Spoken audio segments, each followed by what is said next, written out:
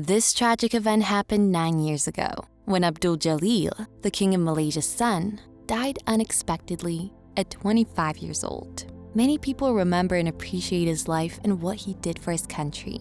But why did he die suddenly? Was it because of an illness, or were there other reasons? To learn all the details, watch the full video. Also, please remember to like the video, subscribe to the channel, and turn on notifications so you'll know when I upload new videos. Let's dive in. Born on July 5, 1990 in Johor Bahru to Sultan Ibrahim, the head of the Johor royal family, and Raja Zarid Sofia, Abdul Jalil was the fourth child of his father and the grandson of the previous sultans of Johor and Perak, Sultan Iskandar and Sultan Idris Shah II, respectively. His father, Sultan Ibrahim, is one of the country's wealthiest individuals with an estimated net worth of $5.7 billion.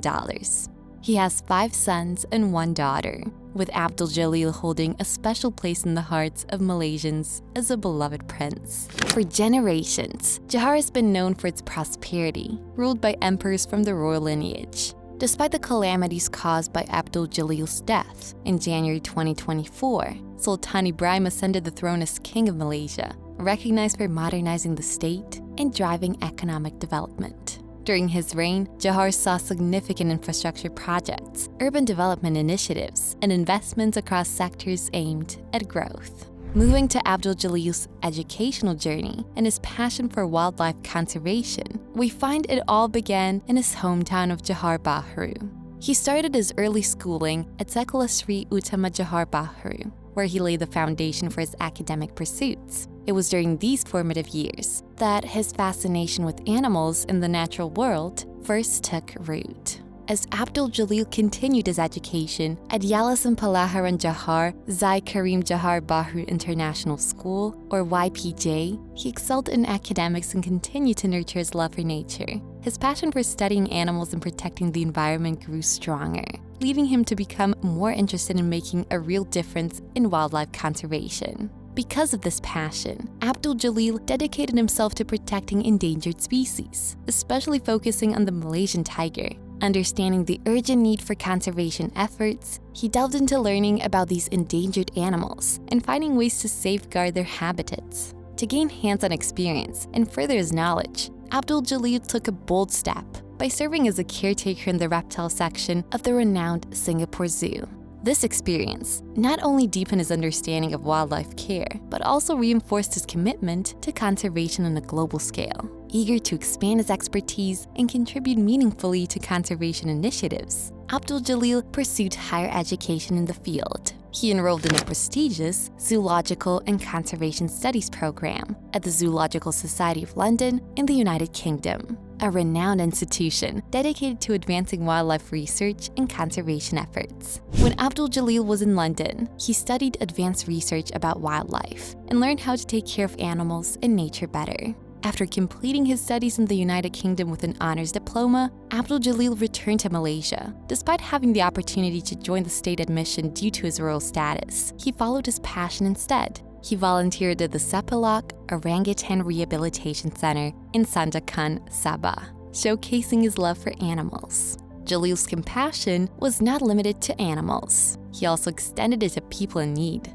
He actively engaged with the community by participating in various initiatives, such as visiting schools, hospitals, and orphanages. These efforts showcase his deep compassion and dedication to serving the people of Johor. His dedication to community welfare extended to healthcare advocacy, where he raised awareness about health issues and supported medical facilities to improve healthcare services in Johor.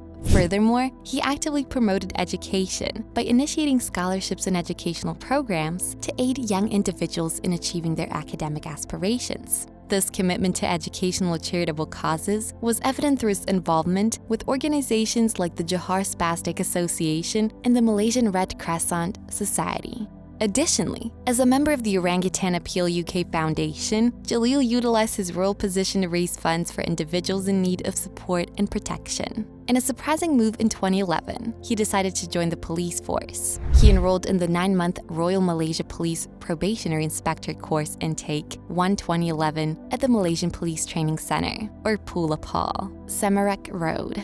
By January 8, 2012, he had risen to the rank of a probationary inspector in the police department. Following in his father's footsteps, Abdul Jalil underwent training in the Basic Special Actions course in 2013, joining the Royal Malaysia Police's elite counter-terrorist unit, the Special Actions Unit. By 2015, he had risen to the rank of inspector, becoming the first and only royalty to serve in the Royal Malaysia Police Force. While many royalties often engage in polo, Jalil had a different passion due to his allergy to horsehair, which was sailing. To promote sailing and help others learn, he launched the Liga Layar Malaysia and Belia Belayar sailing programs in 2013. These initiatives were supported by the Malaysian Ministry for Youth and Sports and the Malaysian Yachting Association, or MYA, aiming to encourage people to embrace sailing as a sport and lifestyle. The Liga Layar Malaysia is a national sailing competition held in 8 locations across Malaysia, including Pulau Langkawi, Kedah, Lumut, Perak, Pulau Indah, Selangor, Putrajaya, Port Klang,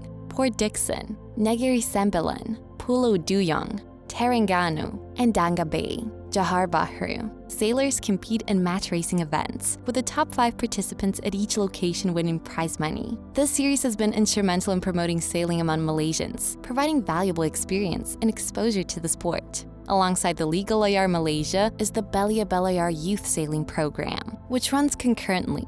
Each event attracts over 500 young sailors and students who learn about sailing and get hands-on experience. Abdul Jalil's efforts in promoting sailing were recognized when he received the President Development Award from the International Sailing Federation, now known as World Sailing, in 2014, acknowledging his significant contributions to the sport. Jalil was known for his love for nature, sports excellence, and dedication to serving in the Special Forces. People affectionately called him the People's King of Souls because of his caring nature and achievements. Sadly, his bright future was abruptly disrupted when he was diagnosed with stage 4 liver cancer around the age of 24 in August 2014, following surgery at Glen Eagles Hospital and Medical Center. At first, he showed few signs of illness, but as time passed, he experienced weight loss, swelling, and pain as the disease progressed. Despite receiving such a grave diagnosis, Abdul Jalil remained committed to his role as the vice president of the Malaysian Red Crescent Society. During his tenure, Malaysia faced severe flooding due to heavy monsoon rains, displacing around 200,000 people who urgently needed help. Despite his own health challenges, Abdul Jalil worked tirelessly to assist those affected by the floods. His dedication and hard work significantly contributed to reducing casualties and saving many lives during this difficult period. Abdul's health worsened due to his strenuous efforts, prompting his father, Sultan Ibrahim, to strongly advise him to seek hospital care. About a month after his diagnosis, he was transferred to Hospital Sultana Amina in Johor Bahru for further treatment. Despite receiving care from top doctors in Malaysia, Abdul Jalil's condition deteriorated. In December 2014, he underwent a liver transplant at the first affiliated hospital of Sun Yat-sen University in Guangdong, China, which provided temporary relief, but did not solve his health issues permanently.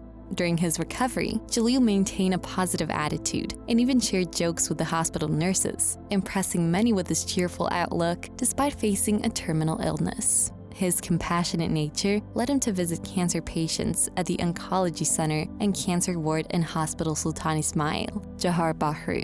He listened to their stories, shared his own experiences, and empathized with the challenges of being a cancer survivor. This desire to bring comfort and strength to others inspired the establishment of the Tunku Laksamana Johor Cancer Foundation. Recognizing the financial strain that medical procedures place on cancer patients and their families, Jalil discussed his concerns and ideas with his father, Sultan Ibrahim, who supported the plan.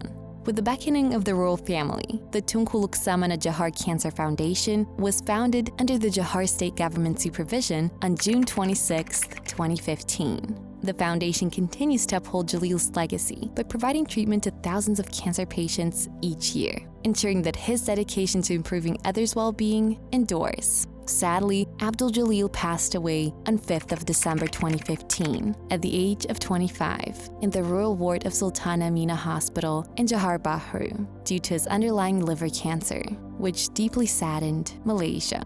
He was given a royal state funeral at Istana Besar in Johor Bahru and was laid to rest next to his late grandfather, Al-Mahrum Sultan Iskandar Ibni Al-Mahrum Sultan Ismail, at the Mahmudiya Royal Mausoleum in Johor Bahru. Thousands of people paid their respects at this funeral, where symbols representing his commitment to public service, such as a police cap and sword, were placed on his coffin.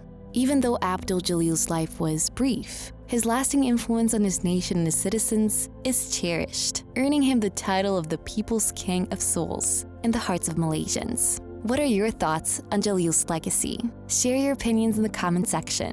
If you found this video enjoyable and wish to see more similar content, please express your support by giving it a thumbs up. Also, if you haven't already, consider subscribing to my channel and activating the notification bell to receive updates whenever I upload a new video. Stay tuned for more.